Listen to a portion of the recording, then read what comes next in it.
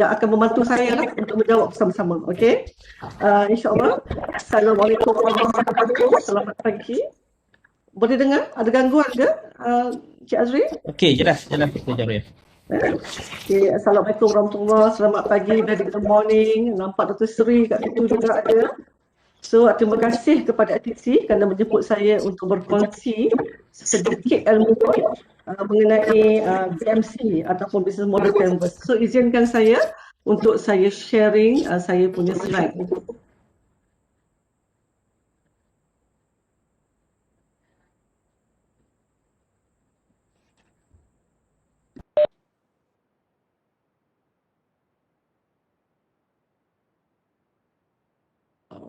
Sekejap ya, sikit masalah sekejap ya.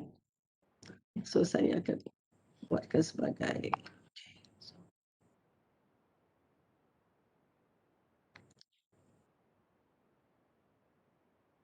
boleh nampak ke Encik Azri? Boleh nampak ke saya punya slide? Boleh, mungkin cuma doktor mungkin boleh Besarkan slide show. sebagai slide. Okey, insyaAllah. Boleh? Okey, boleh. Boleh, insyaAllah. Okay. Bismillahirrahmanirrahim. So, kita cakap saya daripada School of Business, SBM. Okey. Kita cakap mengenai Business Model Canvas ini adalah hasil daripada PhD yang dibuat oleh Mr. Alexander, dan BMC ini telah dilindungi sebagai harta intelek di bawah kategori hak cipta ataupun copyright. So bermaksud dia telah pun di IP kan, dan kita tak boleh semudah-mudah sewenang-wenangnya untuk menukar apa jua dia punya format of this BMC. Okay. So boleh nampak Encik Aziz, saya tukar slide, boleh nampak? Nampak. Okay. So apa itu canvas, apa itu actually BMC ataupun dengan bahasa dia kata canvas model perniagaan. Bila cakap itu pun dah cakap perniagaan. Tapi objektif webinar kita pada ini adalah untuk kita berkongsi bagaimana kita berupaya menghasilkan idea pendidikan kita sebagai satu idea yang boleh dikomersialkan. Jadi bermaksud BMC ini adalah satu macam blueprint, satu dokumentasi. Kita tengok saja BMC, kita dah nampak dah dengan jelas apa dia punya business model ataupun apa dia punya ringkasan perniagaan dia, apa dia punya kewangan, pelanggan dia, dan apa yang istimewa dalam produk ataupun perkhidmatan yang dia nak tawarkan ini. So itulah maksudnya business model canvas ni, BMC ni. It's like a canvas, lukisan, satu yang kita tengok sekali dah nampak dah jelas dah. Okay, so saya teruskan. Next. Sekejap So next. Next. Cuma saya tak boleh pergi next. Okay, so actually BMC ini merupakan satu tools, alat untuk kita menerangkan mengenai kita punya idea ataupun reka bentuk model perniagaan yang ataupun model pendidikan yang kita nak buat untuk dikomersialkan. Okay, so dia menerangkan mengenai cabaran, reka bentuk dan kita punya business model. Okay, so boleh juga kita katakan sebagai satu ringkasan kepada kita punya idea. Okay, so bagaimana dia boleh membantu kita? Bagaimana dia boleh membantu kita? So kenapa kita perlu ada BMC? Okay, so dia merupakan satu gambaran jelas aktiviti dan pengurusan syarikat. So selalunya apabila kita ada idea bisnes atau kita ada idea pendidikan, kita perlu menerangkan kepada ahli-ahli kita, betul tak? Kadang-kadang idea itu datang daripada kita dan kita ada ahli-ahli pendidikan. Bagi menerangkan mengenai itu, so kalau kita menggunakan BMC, lebih jelas dan lebih mudah. Selalunya apabila kita ada idea bisnes, kita perlu berkongsi sama ada dengan rakan niaga kita ataupun dengan kaki tangan kita. So kalau kita berupaya membangunkan BMC kita, so kita boleh tampal je dekat office kita ataupun dekat di mana-mana untuk kita terangkan, this is our business model ini pelanggan kita, ini cadangan kita, bagaimana keistimewaan kita, semua kita boleh jelaskan. So, satu penerangan, kita panggil satu, dia panggil siapa segmen kita, apa tawaran nilai kita, semua dengan jelas nampak hanya dalam satu canvas. Dengan kata lain, selalunya bila kita ada bisnes, kalau you ada buat penyelidikan, kita buat penyelidikan kan, kita akan buat macam tu tebal punya orang kata dia punya laporan atau penulisan dia. Selalunya bila orang ada bisnes idea ni, dia kena buat RP, rancangan perniagaan yang panjang, yang tebal tu. So BMC sebenarnya adalah satu ringkasan kepada apa yang kita tuliskan dalam laporan kita, apa yang kita tuliskan dalam kita punya cadangan tersebut. Okay. So this is a komponen-komponen yang ada dalam BMC, iaitu segmen pelanggan, tawaran nilai, perhubungan pelanggan. Saya akan jelaskan dengan detail lagi insyaAllah sebentar lagi. Kemudian saluran, aliran pendapatan, sumber utama, aktiviti utama, rakan utama dan struktur kos. Okay, this is a format dia. Okay, ini adalah format BMC. Bermaksud setiap komponen-komponen yang ada dalam canvas ini tak boleh kita pandai-pandai switch dia. Contohnya kita tukarlah key partner pergi tukar kat bawah, tak boleh. Because dia telah pun di IP kan, telah pun ada copyright. Jadi kita tak boleh pandai-pandai. Kalau kita nak buat BMC, kita tukar. Itu tak panggil BMC lah. Kita kena panggil benda lain kan. Okay. So ini adalah format dia. So setiap format ini, dia ada, kita nak susun nombor berapa atau nombor berapa ke mana. Okay, kita start. Saya bagi tahu. Okay, di customer segment, dia boleh jadi nombor 1 atau nombor 2. Saya akan terangkan detail insyaAllah lepas ni. Di value proposition, dia akan jadi nombor 2 atau nombor 1. Yang ini bergantung pada jenis produk kita. Atau bergantung kepada kita punya apa perkhidmatan yang kita nak buat. Sama ada perkhidmatan kita tu adalah berdasarkan customer pain. So kita akan mengambil customer segment dahulu. Okay. Ataupun jika kita punya produk ataupun perkhidmatan kita tu ada satu benda istimewa. Saya bagi contoh lah, customer pain ni, saya bagi contoh kalau kita ingat tak dahulu, apabila adanya produk-produk, itu produk dry purse, okay, untuk menyelesaikan a pain of ibu-ibu yang ada anak kecil yang terpaksa basuh lampin, jemur lampin, dan mereka berkejaya tak ada masa. So lahirlah satu idea untuk menyelesaikan this customer pain dengan adanya dry purse. So kalau kita ada macam tu punya idea, driven dia adalah customer pain, so better lah kita meletakkan customer segment sebagai nombor 1. Sebab kita punya produk, kita punya pendidikan adalah berdasarkan permintaan customer. Okay. Jadi kalau kita pergi kepada nombor 2, itu value proposition itu, dia akan terangkan nanti adalah kita memilih. Kalau kita meletakkan value proposition nombor 1, bermaksud kalaulah kita buat satu produk, yang kita produk atau perkhidmatan ini is come from our ideas. Kita contohnya idea yang sangat kreatif lah. Contohnya apabila pelukis kata Mona Lisa, dia come out dengan satu lukisan. Lukisan tu is dia very value, dia buatkan nilai. Ataupun kalau kita bagi contoh di UM ni, Skimpa, dia menghasilkan contohnya lirik lagu. Okay, dia rasa lirik lagu dia tu paling istimewa, datang daripada kemahiran, kepakaran dia dalam menulis lagu. Jadi dia terpaksa lah dia meletakkan tawaran nilai sebagai yang pertama. Bermaksud keistimewaan yang tak boleh dapat is very very istimewa. Banyak lagi contoh. Membuat jam yang eksklusif tu kan. Ataupun kalau contoh-contoh pendidikan, mungkin you buat satu produk yang you rasa is come from your talent. But kita akan bincangkan bagaimana dia berbeza sikit daripada how kita nak sell the ideas.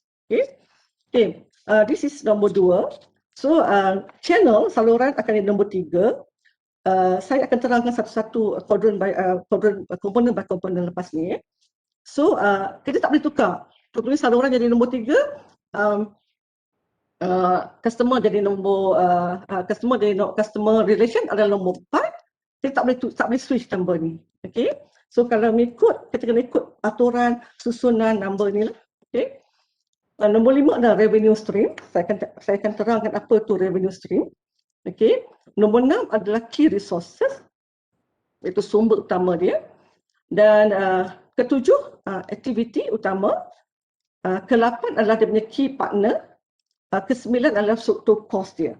So, insyaAllah, this is the format, this is number yang selalunya apabila kita buat pembentangan, saya insyaAllah banyak menjadi contohnya panel-panel untuk SME Corp ke, untuk usahawan-usahawan di peringkat industri untuk menilai business model canvas.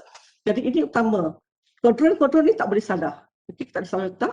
Dan kita kena tahu, the business model canvas mesti ada dia punya design for. Which company? Siapa yang buat?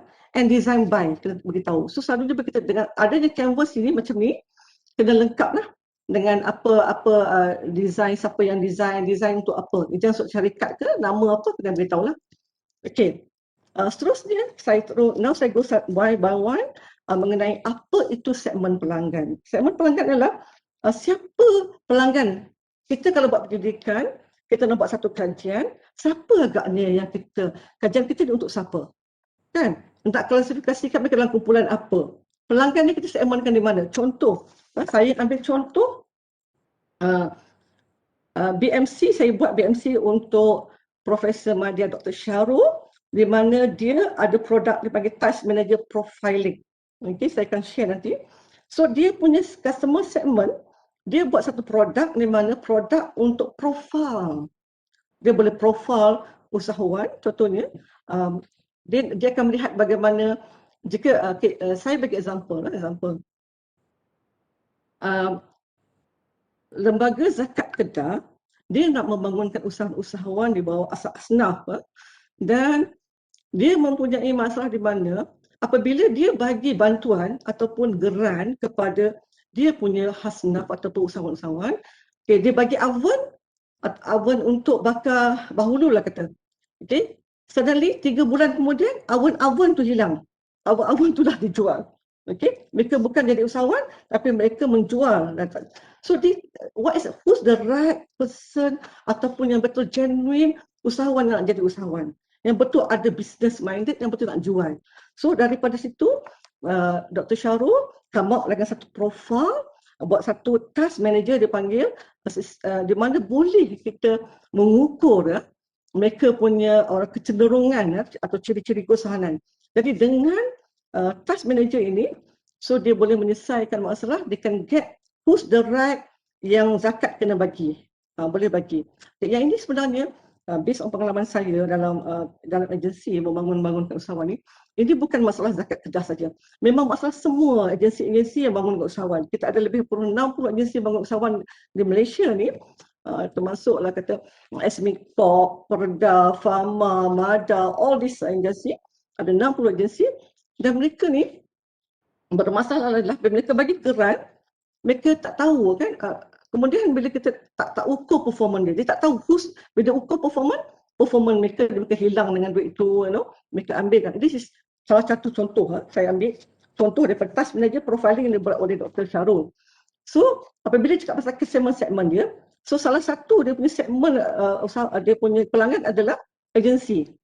Macam zakat Kedah tadi, macam 60 agensi bangun kat usahawan. Sebab dia kata nak melihat ciri-ciri keusahawanan ataupun betul tak dia ni genuine nak jadi usahawan. Okay. So dia come out dengan the task manager. Lagi satu, dia punya pelanggan boleh menjadi IPTA atau PFTS yang membangun. Kita tahu sekarang KPT bercakap mengenai job creators. Dia come out dengan nak membangunkan graduan-graduan sekarang sebagai berminda usahawan. Nak jadikan mereka sebagai job creator, jadi usahawan. So Dr. Syarul boleh menjadikan IPTA itu, graduan-graduan IPTA itu sebagai dia punya segmen pelanggan. Okay? Dan juga sebagai MNC. Kalau MNC, okay, profiling oleh Dr. Syarul ini dia boleh customize. Maksud bukan saja profile dan saya nak mencari usahawan.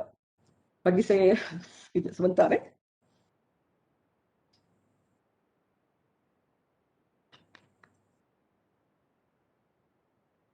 Bukan saja untuk jadi usahawan, tapi juga boleh kita dari segi HR punya masalah, customer pain of HR. Di mana mereka dalam melaksanakan succession plan dalam syarikat mereka, so mereka tidak ada, tak tahu dalam banyak pegawai ni macam mana yang berupaya menjadi pelapis kepada next management group. Okay. juga dalam kata pengalaman dalam di Perbadanan Pembangunan Pulau Pinang ataupun di mana syarikat dan private company, memang ini masalah utama HR. Dia cakap pasal succession plan. Okay, mereka tak tahu nak di antara banyak-banyak ramai-ramai dia punya kaki tangan, mana satu yang bisa menjadi pelapis pada dia punya management team. So dia perlukan satu tools, untuk mengukur atau untuk profile mereka punya kaki tangan ini. So Dr. Syarul juga boleh menggunakan product task manager di profile ni untuk syarikat-syarikat sama ada MNC ke syarikat swasta ke this is dia punya customer segment. Okey, saya bagi contoh. Okey. Dan customer segment ni boleh dalam bentuk pekerjaan ke korporat ke keutamaan. Ada orang cakap umur. Okay, kalau kita buat produk, contohnya macam produk kosmetik, Dr. Arisha contoh. Mungkin dia come out dengan dia punya segmen adalah pelajar-pelajar universiti. Kan untuk pelajar-pelajar yang mempunyai masalah jerawat contoh. Okey. Boleh Encik Azri boleh dengar dengan jelas ke? Boleh, Prof. Doktor, okey. Terima kasih. So, jadi this is juga bergantung pada pelanggan kita, bukan saja dari jenis sama ada agensi ataupun juga mengenai umur. What is our product?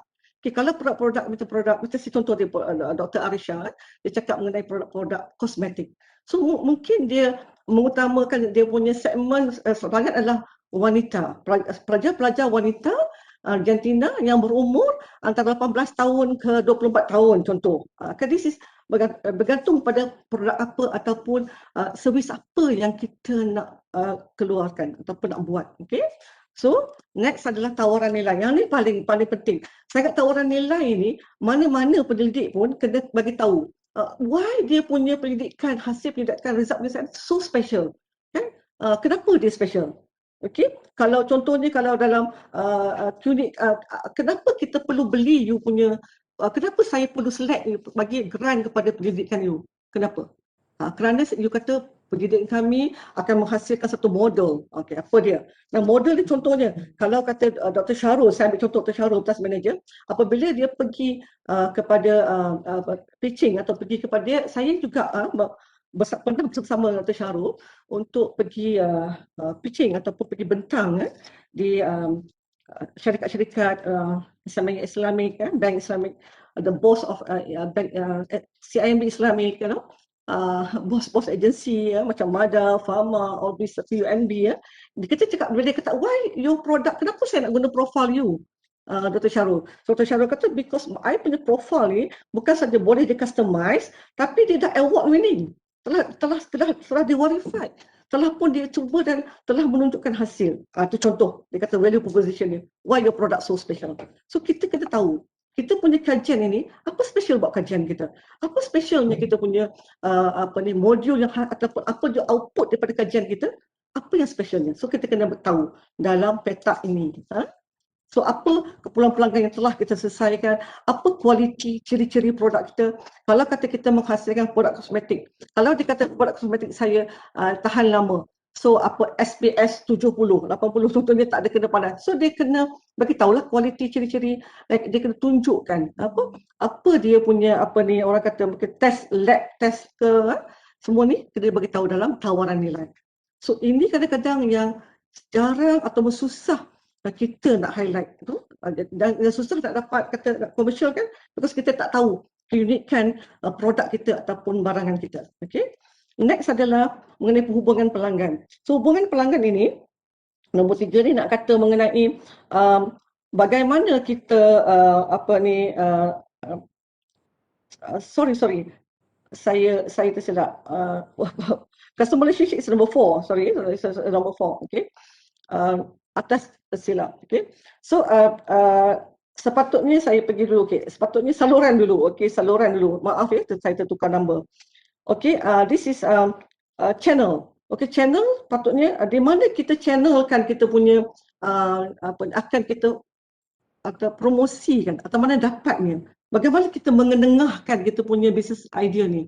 Okay, contohnya sama ada face to face, kita pergi kita buka kedai ke, itu kalau kita cakap mengenai kalau kita ada produk ataupun kita usahawan. Tapi kalau kita penyelidik, mungkin kita boleh pergi buat pembentangan. Saya sendiri selalu membuat bentangan kita punya idea-idea kajian kepada agensi-agensi. Okay, kita pergi contohnya macam saya katalah, saya pernah ikut Dr. Syarul untuk buat pembentangan di depan CEO of CIMB Islamic juga kepada contohnya CEO MADA ke, pengarah Pharma ke, all these things lah yang agensi-agensi yang memerlukan produk kita. So kedua, mungkin melalui exhibition. Kita selalunya penyelidik ni pergi exhibition kan, kita pergi exhibition, kita pergi pemeliharaan kan, kita menang nak tahu kan orang kan, kita menang pertandingan award ni award tu kan. This is saluran atau channel yang mereka boleh jumpa kita. Kemudian ketiga yang saya boleh kata, kalau produk macam produk kita boleh kita through pitching. Sekarang ni semua orang cakap pasal pitching kan. MTDC selalu buat pitching. MTDC ada satu peran khas untuk pensyarah-pensyarah untuk dia pitching. Saya ingat semua pun go for pitching kan. Sekarang kalau kita kalau kita nak ketengahkan idea kita dalam contohnya nak mendapatkan grant besar pun kita kena pitch untuk dapat. This is saluran di mana kita dapat. Kalau cakap yang saya contoh ni sekarang dalam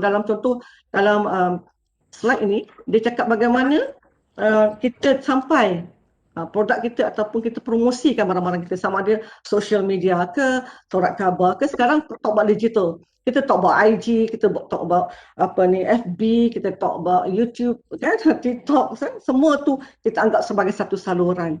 Ramai juga kan pensyarah-pensyarah kita dah pandai TikTok kan. So this is salah satu saluran lah bagaimana kita mengenengahkan kita punya idea pendidikan ataupun idea bisnes kita. Okay. Sorry, saya ke belakang tadi sebab saya tersilap. Okay. So hubungan pelanggan is bagaimana kita nak mengekalkan pelanggan tu untuk kita. Kalau kita contohnya, kalau barang kita bagi voucher, kita bagi kad ahli supaya pelanggan datang lagi pada kita. Dah beli sekali, tapi macam mana kita sebagai penyelidik untuk pastikan hari tu kita buat projek dengan MADA lah contoh. Contohnya saya sendirilah buat penyelidikan mengenai pembangunan usahawan padi di MADA.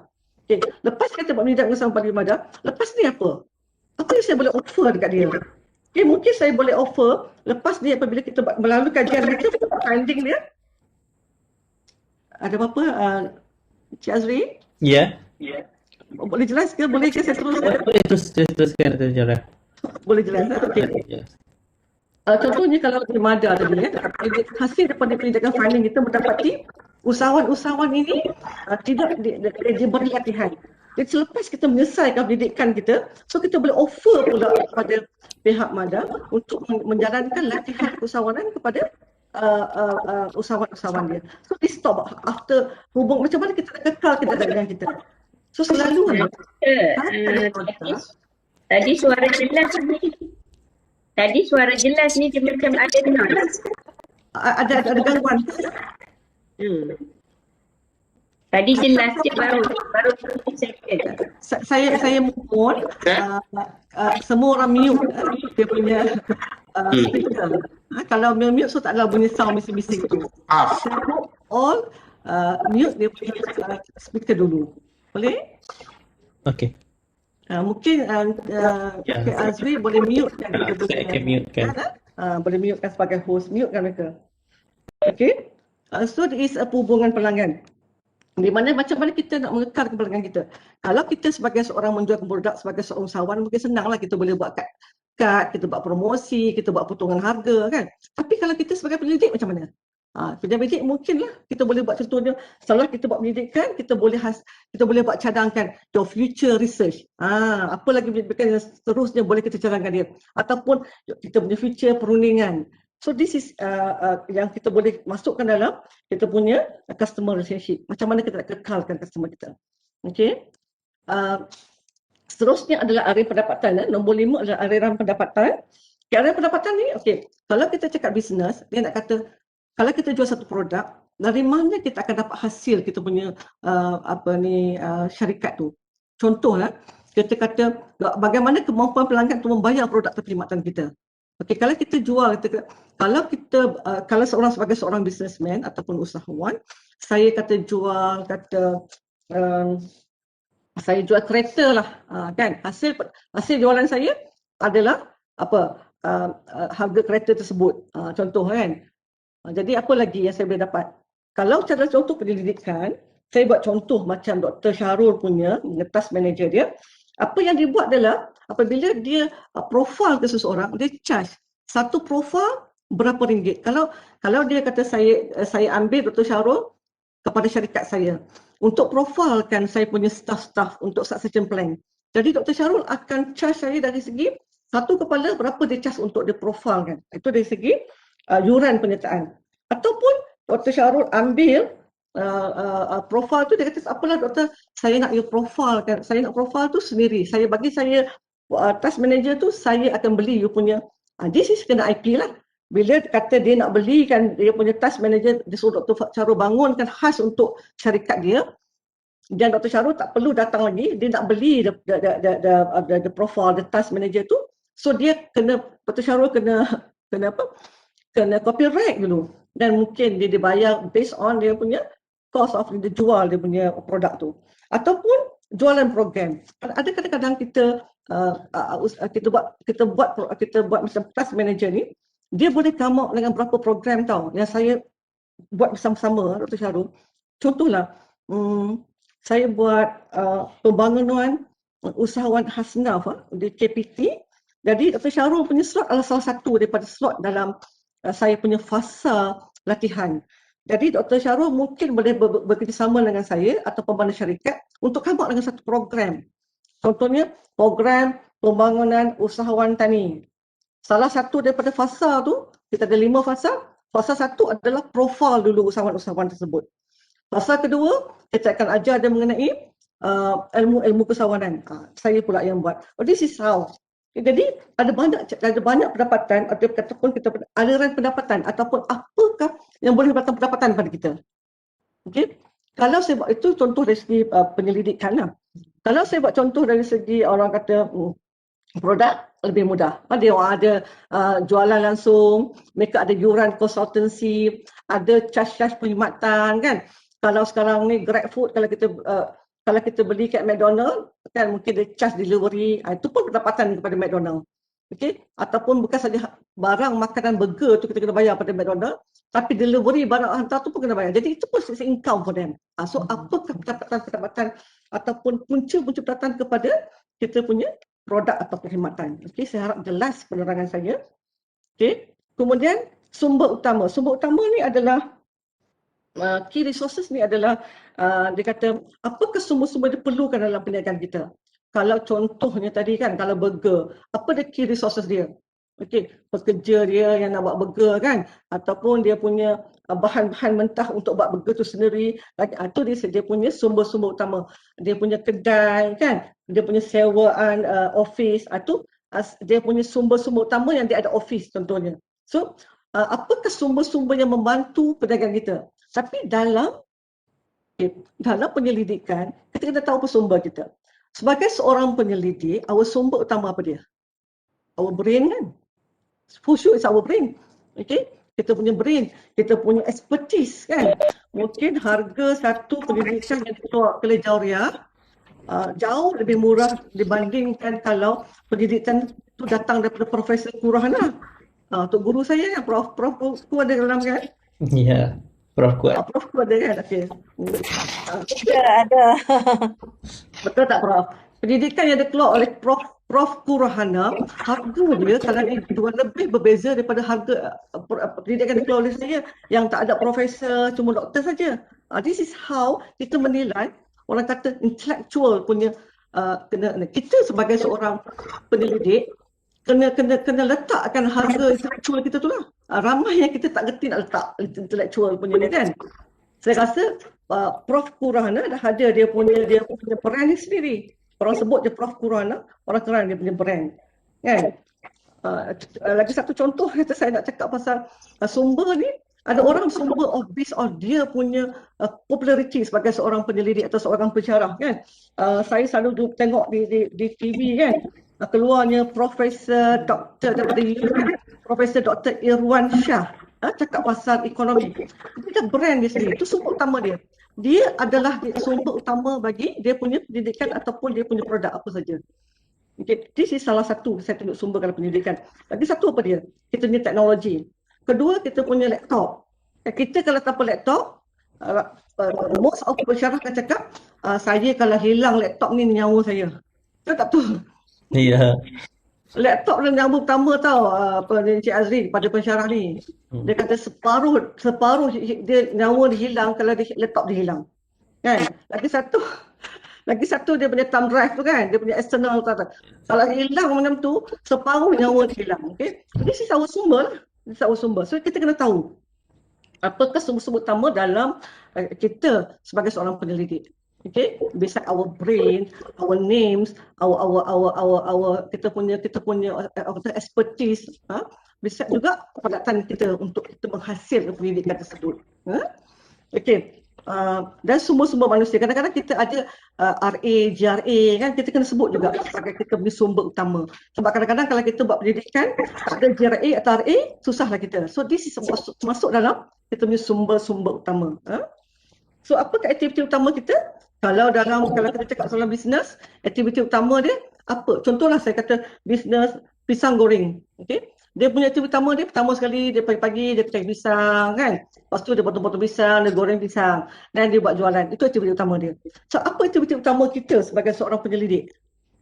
Kan? Apa dia aktiviti utama kita? Kita kena buat apa?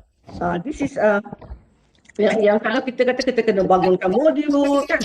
Kita kena ada aktiviti utama buat most of kita, saya tak tahulah kalau saya rasa ramai kita, saya yakin bila you ada ideas dalam perundingan, you need to present, kena buat promotion kan.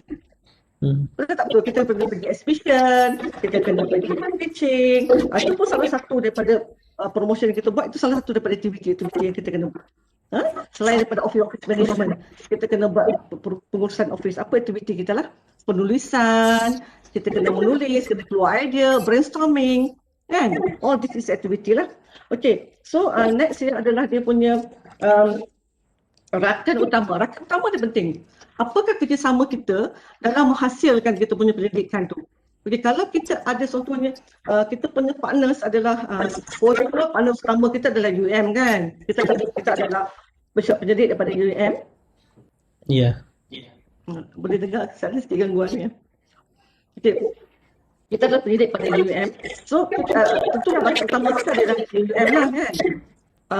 Kalau macam kata Dr. Syah Rizal, saya baru buat Dr. Syah Rizal, dia ada produk kan, card game Mac dia. So sekarang ni dia telah commercialkan produk dia. Ada orang masih ganggu. Okey, Dr. Jam. Dan UUM press menjadi dia punya rakan utama. So macam Dr. Syah Rizal yang dekat sini kan, Dr. Syah Rizal Herman. Okay, saya tahu produk dia sebab saya pernah bawa dia ke Madrid untuk kita buat pameran. Okay, so sekarang ni Dr. Syah Rizal telah pun mengomersialkan produk dia dengan memberikan kepada UM Press untuk pemasaran. So dia akan dapat royalty based on the copyright dia. Dia copyright dulu lah, mesti kena copyright dulu kan sebelum dia mencari rakan utama dia. So itu kan jadi rakan utama kita. Ataupun apabila kita buat penyelidikan, kita akan bersama dengan industri kan. Betul. Contohlah saya bagi saya sendirilah, saya bagi contoh.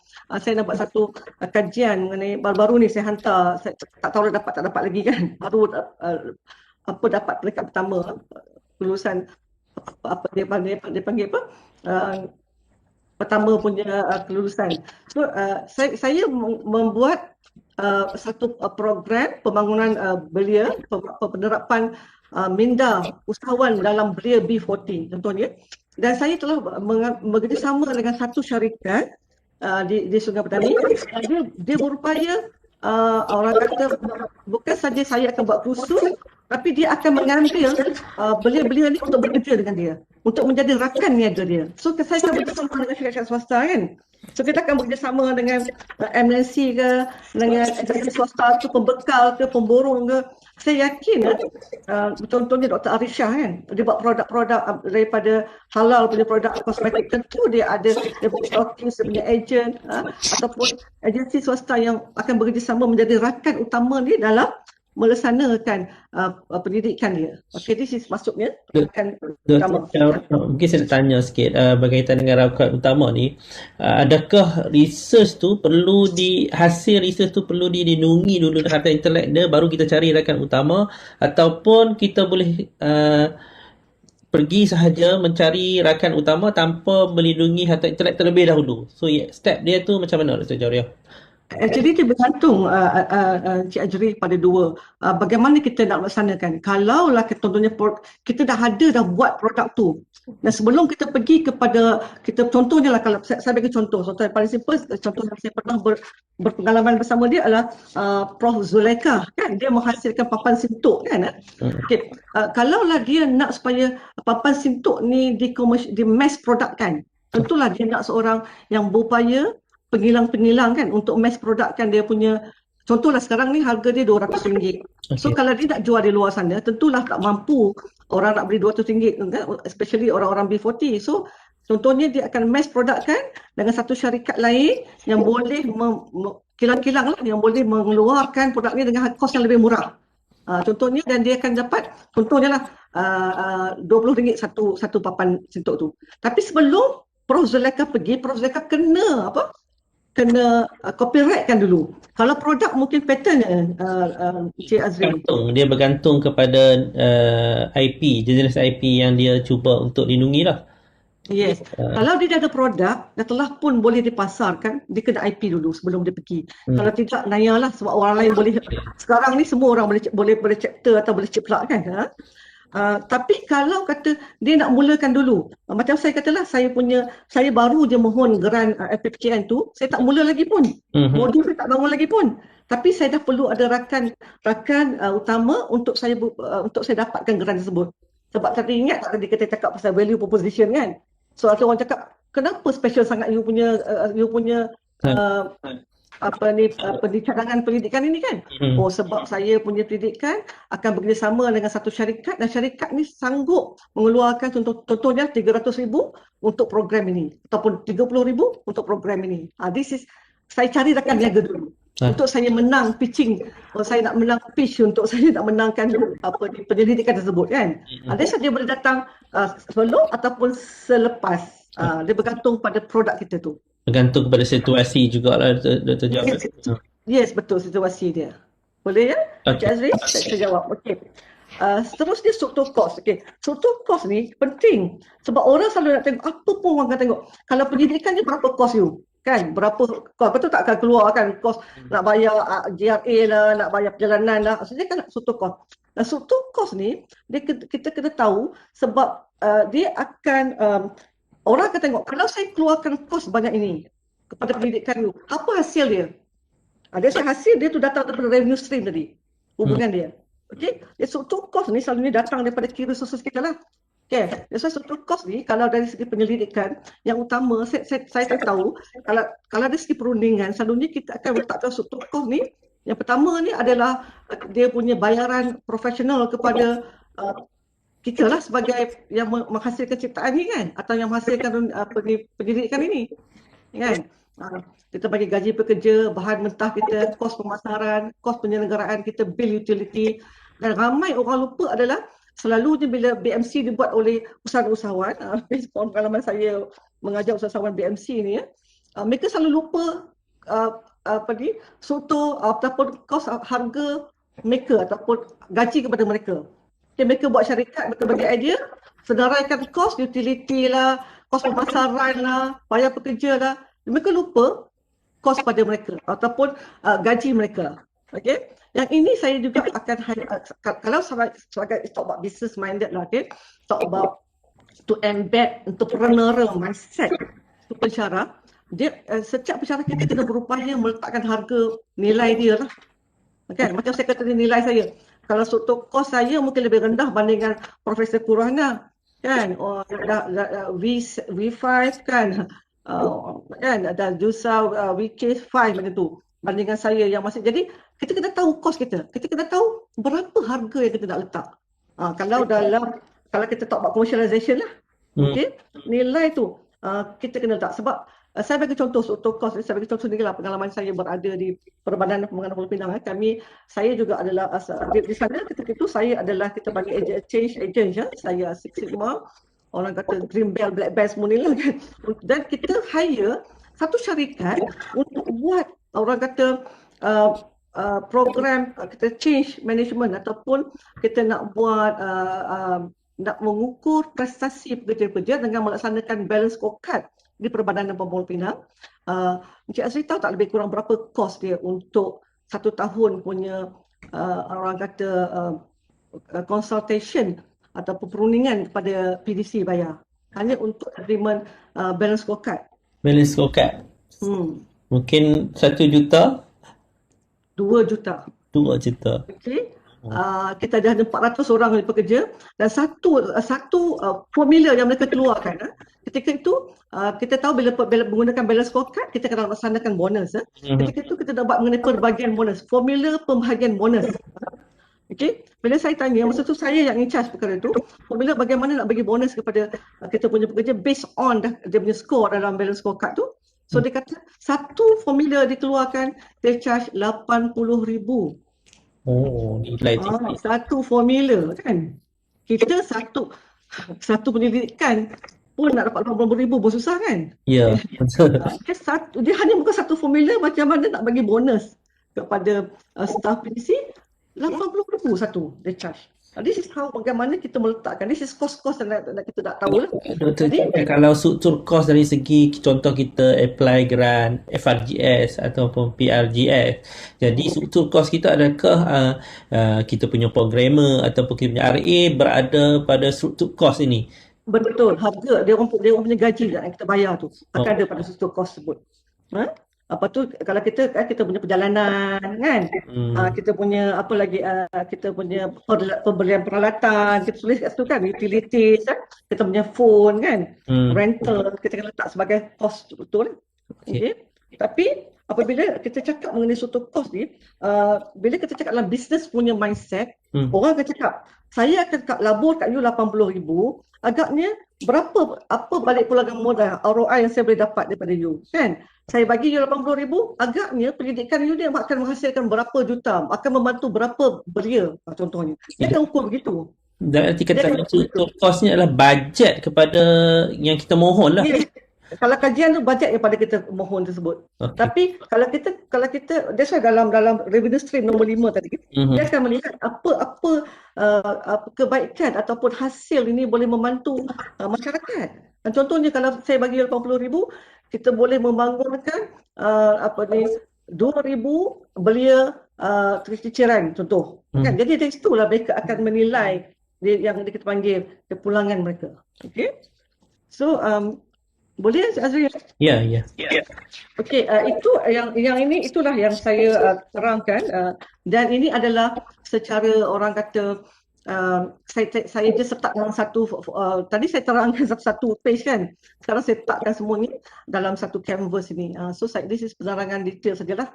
Okey, sebagai orang kata rujukan kepada rakan-rakan kita yang maybe tak familiar lagi tentang BMC ni. So saya terus kepada, saya nak habis dah, saya terus kepada contoh BMC. Sebenarnya kalau saya orang kata berkongsi ini dengan usahawan, saya akan bagi contoh semua contoh dari segi produk usahawanan lah. Tapi oleh kerana saya share ini dengan penyelidik, jadi saya menggunakan Dr. Syarul, saya akan minta izin dah dekat Profesor Madya Dr. Syarul untuk menggunakan dia punya hasil pendidikan ya, task manager profiling ni. Jadi kalau contohnya customer segment dia, macam saya tadi kasih lah, agensi, NMC, FPTA, okay. Dia punya kata nombor 2 dia award winning kan, dia punya award winning. Saya sebenarnya letakkan semua nama-nama ni sebab BMC, kalau betul-betul kita BMC mesti kena ada semua nama-nama ni. Kalau tidak dia tak lengkap BMC kita. Okay, kalau orang present, orang kata go lah. Sebab you present pun nanti you tak tahu nak bincang dulu. Tapi dalam Dr. Syarul, saya boleh meletakkan customer pain dulu lah. Customer sebagai nombor 1. Nombor 2 dia adalah value proposition. Value proposition dia. Di mana dia punya task manager ni memang dah award winning, dah memang dia boleh di-customize kan. dia bukan satu ukuran saja. Dia boleh, contohnya kalau dia pergi lembaga zakat, dia akan menggunakan, dia customize profile dia mengikut zakat. Because orang, usahawan-usahawan asnaf berbeza dengan usahawan-usahawan mikro yang lain. Dia punya ciri-ciri. Setiap usahawan tu ciri, kalau usahawan asnaf apa ciri-ciri berbeza. So dia punya task profiling tu berbeza jugalah. So this is dia punya value proposition. So mungkin orang lain tak boleh buat, kan? Jadi nombor 3 dia pergi, dia punya channel adalah selalunya dia pergi face to face. Saya tahu dia pergi buat pembentangan, kemudian dia akan pergi exhibition, dan Dr. Syahrul selalu masuk pitching. Dia selalu dengan MTDC, dia selalu masuk pitching. Dan saya pun beberapa kali join dia buat pitching. Okay. Dan kalau dia punya customer service, dia after sales service dia, mungkin dia akan offer coaching. Okay. Dia kata, okay, saya dah bagi profil ya. Dan bila kita ada profil kan, dia akan dapat tahu. Ada 4 kategori orang usahawan lah. Sama ada dia seorang yang memang ada ciri-ciri keusahawanan tapi tak ada ilmu, ataupun ada seorang tu sangat mempunyai ciri-ciri keusahawanan tapi dia ada ciri keusahawanan, dia ada ilmu, dan yang ni kita nak buat apa. So dalam setiap quadrant tu dia ada offer pula, Dr. Syahrul offer pula. Yang seorang ni kena buat coaching, yang seorang ni kena buat mentoring, yang ini bagi grup yang masuk pada grup nombor 1 ni, kita kena buat latihan lain. This is yang dia boleh offer lah, customer relation yang dia boleh offer selepas satu profil dia buat. Kemudian Dr. Syahrul juga, contohnya dalam Dr. Syahrul punya case, dia boleh come up dengan special report. Contohnya dia profil satu syarikat tu, dia boleh the profile UEM lah contoh. SBM lah. So dia boleh keluar satu profil khas untuk saya. So laporan-laporan ini juga merupakan satu yang sangat value kepada customer kita. So mereka akan balik kepada kita. So nombor 5, kalau dia pergi, saya ambil contoh Dr. Syahrul, dia punya jualan penyertaan, macam saya katalah, jualan modul, jualan program atau produk itu sendiri. Dia boleh menjadi revenue, pendapatan kepada dia. Okay. Dan juga yang paling lagi bagusnya kalau dari segi masyarakat, dia boleh dia boleh mengurangkan ketirisan kalau dalam contoh isu yang paling besar, because saya berada di agensi pembangunan usahawan, isu yang paling besar pembangunan usahawan, agensi pembangunan usahawan adalah ketirisan dari segi contoh. Saya bagi orang tu grant untuk bangunkan, contohnya pinjaman lah, kita ada microcredit lah, kita bagi 50,000. Okay, out of 10 yang kita bagi itu, ada 2-3 orang saja yang berjaya melaksanakan. Itu masalah kita. Masalah agensi-agensi yang membangun usahawan. Dia tak dapat the real genuine one. So yang ni actually is very, kalau kebanyakan agensi dia akan nak profile Dr. Syahrul ni because dia punya revenue stream ataupun dia punya benefit ni kepada mereka penyokong sangat besar. Kemudian nombor 6 tu adalah dari segi key resources dia, itulah human resource dia sendiri, dia punya laptop, dia punya office, dia punya modul. Jadi contoh key resources untuk Dr. Syahrul lah. Aktiviti dia buat apa? Dia bangun module development, dia buat office management, dia adakan promotion, sebab dia kena pergi buat pitching semua kan. Itu aktiviti utama dia lah. Okay. Kemudian nombor 8 dia punya key partner itulah UEM kan, training provider. Kadang-kadang Dr. Syahrul banyak program bersama Sedi yang dia buat program bersama Sedi sebelum ni. So dia sebagai key partner dia lah, dan school dia sendiri lah kan. So dia setiap kali dia kena buat dia punya school, ataupun dengan agensi-agensi termasuk agensi juga boleh menjadi dia punya key partner. Okay. Dan juga I think dia punya supplier. Mungkin Dr. Syahrul menggunakan peralatan dalam dia profile orang tu, dia menggunakan peralatan. So peralatan ni ada supplier. Supplier tu boleh menjadi key partner dia. Okay. Kemudian dia punya subtotal cost, dia punya salary pada dia, salary pada staff dia, salary kepada RA dia. Dia ada banyak pakai assistant bila dia buat program dia. So kena bayarlah. Utilities, rental, you punya laptop punya apa ni, kalau dia menggunakan apa apps, okay, dia kena bayar you apps tu ke. This is saya bagi contoh dari segi orang kata pendidikan. Saya harap insya-Allah semua faham, dan saya itu saja Cik Azri. yang saya nak kongsikan, sebab yang lain tu adalah mengenai bisnes. Saya rasa tak perlu saya panjangkan because of this talk about business. Okey. So, terima kasih dan saya harap jika ada persoalan, insya-Allah saya jawab. Sebab depan-depan saya semua untuk guru-guru ke, mereka lebih berpakar daripada saya. Tapi jika dapat sebarang soalan, saya akan cuba jawab. Terima kasih. Okey, terima kasih Dr. Jauriah Samsudin, cukup panjang lebar menerangkan berkaitan dengan BMC. Cuma kalau kita lihat tadi semua contoh-contoh yang diberikan kebanyakan adalah related to science and technology ataupun tangible product.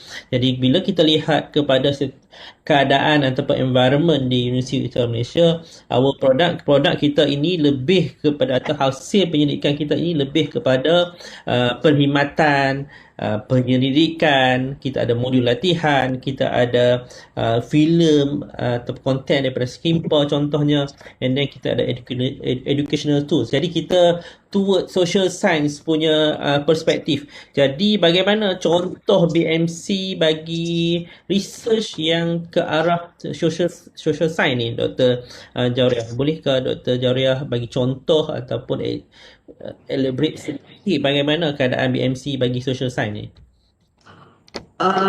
Terima kasih pada soalan tu.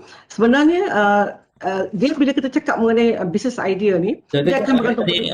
Tadi tak nampak video. Okey, nampak. Okey. Kalau cakap mengenai business idea ni, selalunya sama ada dia tu produk dia perkhidmatan ataupun kita kata produk dia adalah produk lah, sama ada perkhidmatan ataupun produk itself kan.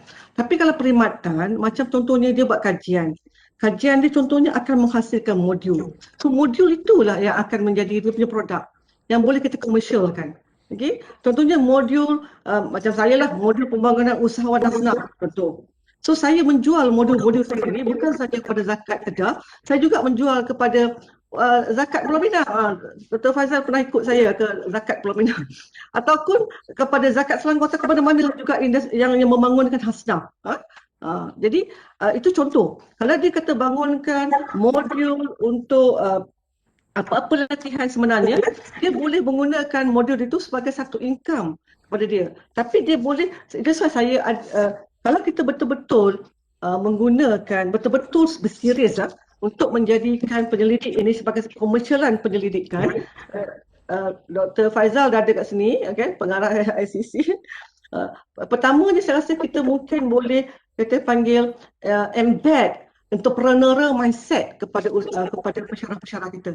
Bukanlah kita kata mereka mesti menjadi seorang yang really businessman, tak. Actually dari dia nampak dalam pendidikan dia perlu dikomersialkan, perlu memberikan satu hasil sama ada kepada masyarakat ataupun kepada syarikat atau pada UM sendiri. Kan? Kalau kita kata anggap macam contohlah program modul pembangunan belia untuk masyarakat, kata Baling lah. Tentunya industri agensi-agensi macam KBS pembangunan belia. Saya juga terlibat dengan APBN pembangunan belia di Perak. So dia ada modul-modul untuk dibangunkan masyarakat dia. So sekurang-kurangnya dia punya modul tu boleh dikomersialkan kepada agensi-agensi tersebut. Okey. Maka kita because of kita tak pergi present kita punya modul-modul tu kepada agensi yang berminat. Okey. Saya menjawab soalan tu. Saya tertarik juga dengan Dr. Jau maklum tadi yang di mana we have to identify the pain tu. Pain dahulu, kemudian is come up with dengan segmen-segmen yang lain-lain. Pain itu salah satu kita punya value proposition. So jadi macam mana kita nak identify pain dan macam mana kita nak prioritize kita punya pain. Sebab dia memang ada pain tapi priority itu macam mana? Bila kita nak mengetahui impact dia di akhirnya, Dr. Jau. Dia bergantung, dia panggil ada dua sebenarnya bila kita nak come out dengan BMC ni, sama ada kita nak start dengan customer pain dulu ataupun kita come out dengan value proposition yang pendidik kita ni sangat special. Okay, bila cakap pasal customer pain, contohlah baru-baru ni apa lagi keluar, TNP keluar kan, ada banyak kan oleh pendidikan-pendidikan yang dikeluarkan oleh agensi-agensi kan. Okay? Kadang-kadang oleh IMTGT lah, semua dia orang come out dengan dia ada isu kan, dia come out dengan isu. Contohnya isu dia adalah food safety.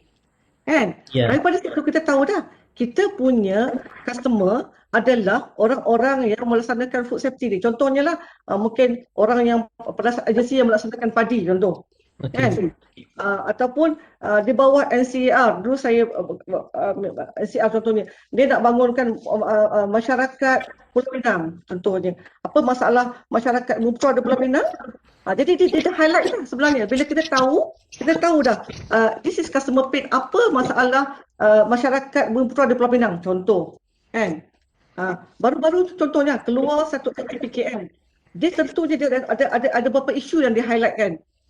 Contohnya isu COVID ni, isu penceraian semakin tinggi.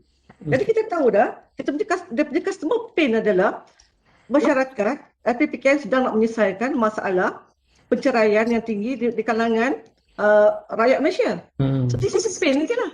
So kita juga mengikut kepakaran kita lah. Dan orang macam saya tak boleh lah buat, itu saya punya tentulah menuju kepada kesawanan kan. Jadi kita kena tahu dulu customer pain yang di offer oleh agensi-agensi tersebut. Kita kena kaji.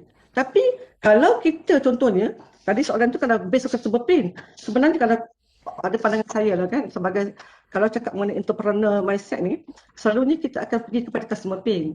Okay. Sebab senang, dia mudah nak laku.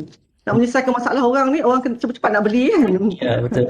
Daripada you come up dengan satu benda, satu idea yang keluar out of your out of the box, dan you come up dengan satu idea yang sangat you kena tahu pula dekat siapa you nak jual you punya idea ni. Kan? Ya, betul. Selalunya saintis mengeluarkan satu produk ataupun satu idea. Jadi dia kena tahu pula siapa dia nak jual produk ni. Dia kena pergi pitching atau pergi buat pembentangan. Itu berbeza pula. Itu kalau dia perlu juga. Boleh saya jawab soalan ni Cik Azri ke? Ya. Jadi saya rasa cukup penerangan yang diberikan oleh Dr. Jauhriah. Mungkin saya buka soalan daripada partisipan ataupun hadirin kita pada hari ini. Kalau ada apa-apa soalan, boleh tanya. Kita ada pakar di sini, mungkin Dr. Faizal juga mungkin boleh membantu kita dalam menjawab kepada ekosistem universiti, bagaimana aktiviti penyelidikan yang memberi impak kepada aktiviti perkomersialan. So, sekiranya ada floor, persilakan. Mungkin Dr. Faizal sendiri nak ada persoalan kepada Dr. Jauhriah. Assalamualaikum warahmatullahi wabarakatuh. Salam sejahtera. Pertama saya ucap terima kasihlah kepada panel kita Dr. Jauhriah kerana sudi hadir memberi ilmu kepada kita pada pagi ni ya. Terima kasih banyak Dr. Jau. Dan juga saya ucapkan terima kasih juga pada semua yang hadir pada pagi ini, lebih kurang 50 lebih saya tengok tadi ya. So yang penting sebenarnya program ini ia bertujuan supaya bila kita membuat proposal ataupun di peringkat ideation itu mempunyai impact ya. Impact tu bukan hanya diukur hanya setakat ada publication dan sebagainya, tetapi impact itu diukur di belakang lagi, iaitu di peringkat innovation dan commercialization. So itu yang penting ya. Tetapi sebelum kalau dah di peringkat ideation itu memang tak ada langsung elemen-elemen commercialization ataupun value demand driven di peringkat awal pembangunan proposal tadi. Kemungkinan di peringkat belakang tadi memang takkan ada impact ya, takkan ada impact. So jadi itulah kita pentingnya program pagi ni untuk kita belajar sedikit apa itu BMC ya, apa itu BMC.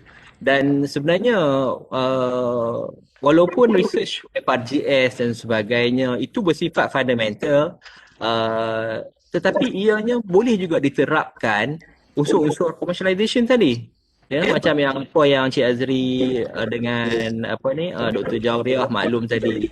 Kita faham apa itu output belakang tu nak apa. Contoh output dia adalah modul, output dia adalah tools, performance measurement, satisfaction dan sebagainya. Dan siapa pula beneficiary dia ataupun market dia di mana bila kita hasilkan benda ni, di mana. Ya, dan juga berapa banyak yang kita boleh penetrate market tadi. Contohnya, maksud dia bukan dimasukkan di peringkat, mungkin proposal boleh juga, tapi maksud dia di dalam mind tu, walaupun research itu research, I innovation, R research, D development, C commercialization. Tetapi C itu kita nak embed daripada depan. Walaupun konsepnya sepatutnya RDCI lebih kurang kan. So C itu difikirkan dahulu di bahagian depan. Tapi dia punya metodologi tetap samalah, research, development dan sebagainya. Walaupun mungkin tajuk kita berkenaan dengan pembangunan model keusahawanan, pembangunan model pembangunan sahsiah belia for example. Okay. So dah sebut dekat situ, dah ada market dah tu, belia. Tetapi hasil research tadi adalah model terhadap pembangunan belia. Yang mana model ini sebenarnya mungkin perlu diperkembangkan lagi supaya dia jadi dalam bentuk modul pula. Ya, mungkin di dalam research yang lain ataupun di dalam platform yang lain. Itu dia perlu develop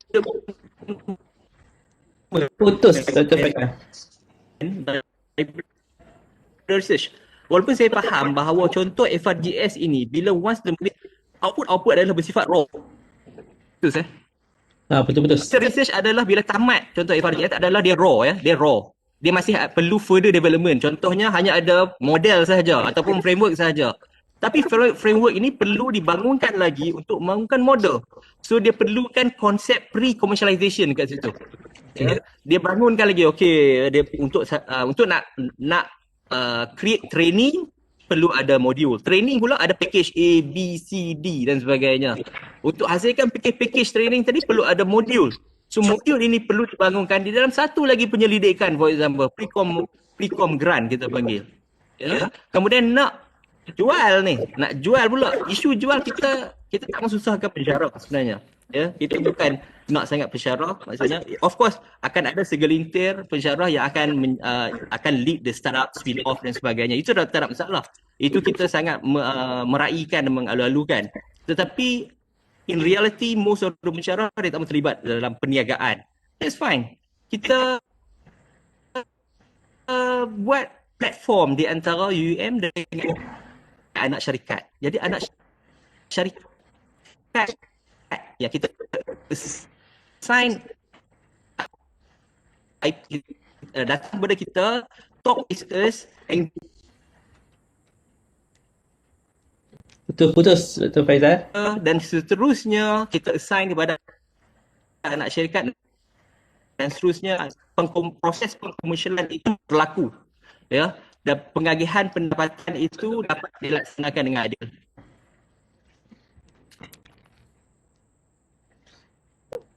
Tak jelas Dr. Faizal, tak apa. Saya rasa mungkin Dr.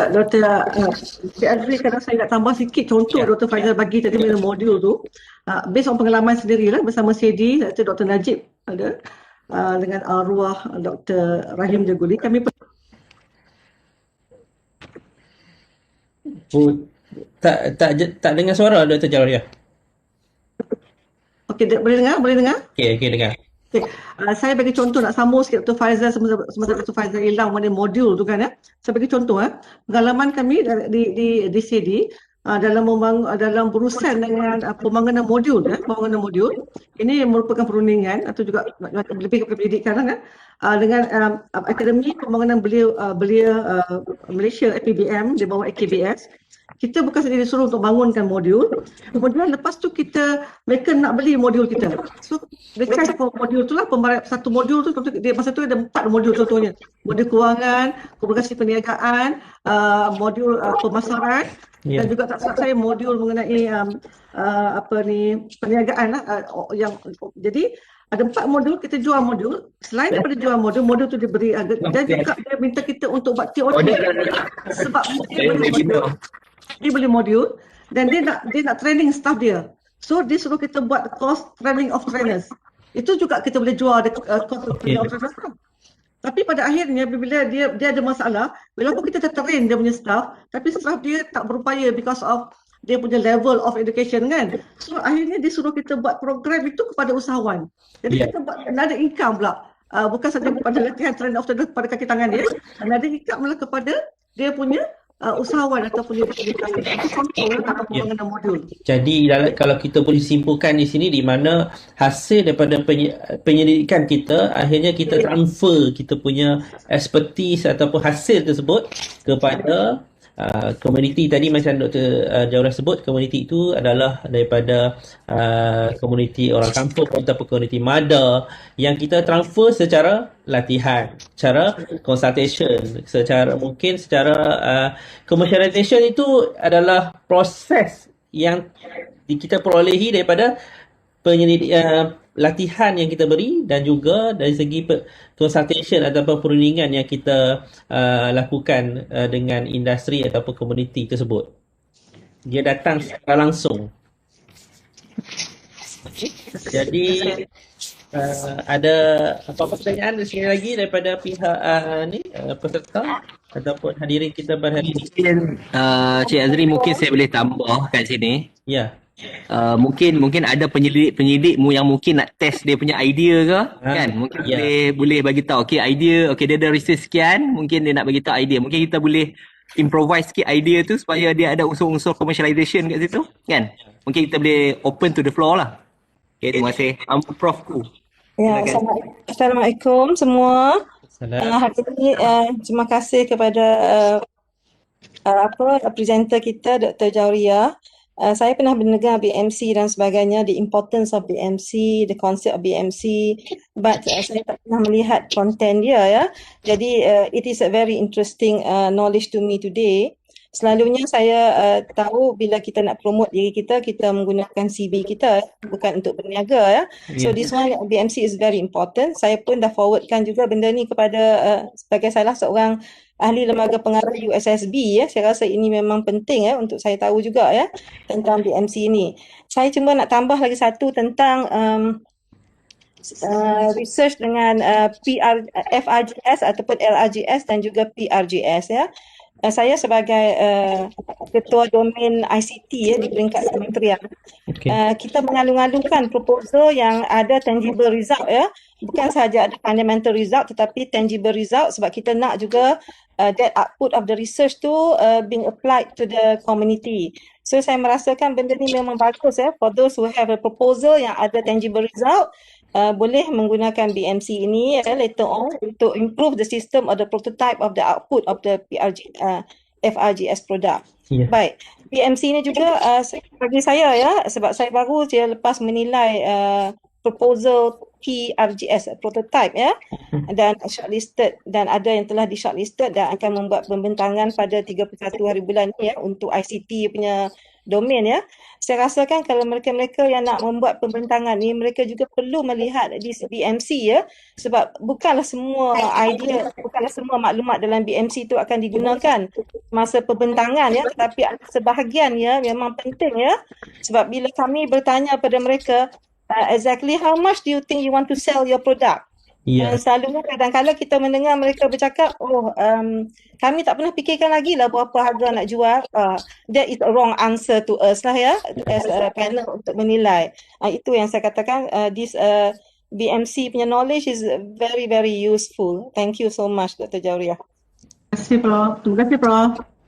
Ya, kalau saya sambung sikit, kalau kita lihat kepada penawaran geran pada zaman sekarang, seperti daripada geran MTDC, geran MDEC dan juga geran-geran Cradle, CREST, BMC adalah salah satu elemen yang perlu dikemukakan untuk memohon geran-geran tersebut. Jadi tidak kita sebagai penyelidik di universiti, warga akademik yang ke arah aktiviti penyelidikan harus mengetahui ataupun sekurang-kurangnya mempunyai sedikit asas kepada BMC ini dalam kita untuk visibility ataupun mengetengahkan expertise kita kepada masyarakat, industri ataupun komuniti. Jadi saya rasa sampai sekat ini saja sesi kita lebih kurang dalam sejam setengah. Jadi saya sekali lagi mengucapkan jutaan terima kasih kepada Dr. Jauriah kerana berkongsi pengalaman dan juga info kepada kita yang berkaitan dengan BMC supaya kita dapat terapkan dalam aktiviti penyelidikan kita. Jadi saya tinggalkan webinar kita hari ini dengan dua rules utama dalam innovation, iaitu yang pertama, to commercialize innovation it must come from the pain, and then technology must be a recipient. Kalau kita tak ada, walaupun teknologi kita is high-end teknologi tapi tiada recipient, jadi teknologi kita tidak ke mana. Jadi saya tinggalkan dengan dua rules tersebut untuk difikir-fikirkan secara bersama, insyaAllah. Sekali lagi, terima kasih. Mungkin sepatah dua kata yang terakhir daripada Dr. Jauriah sebelum itu. Terima kasih. Saya cuma minta maaf atas segala kesilapan. Yang baik itu daripada Allah, yang lemah itu daripada saya. Terima kasih. Assalamualaikum warahmatullahi wabarakatuh. Waalaikumsalam. Saya akan share sekali lagi attendance kita pada hari ini. Terima kasih semua kerana menghadiri sesi webinar di ICC. Terima kasih Prof. Purwahana kerana berkongsi juga pengalaman serta info yang pada saya sangat berguna kepada semua sekali. Sekejap ya.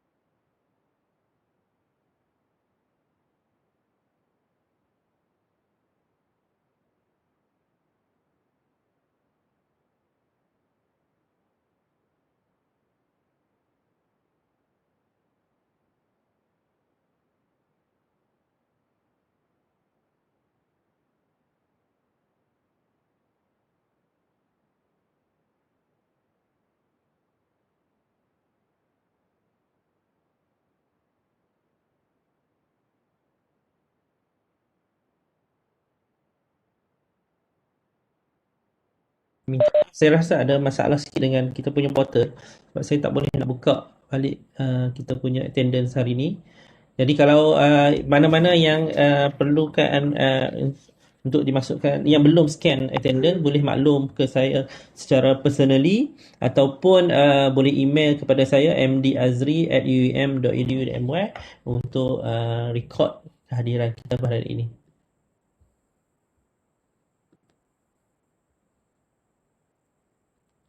Jadi saya end the session untuk kali ini. Disudahi dengan Assalamualaikum warahmatullahi wabarakatuh.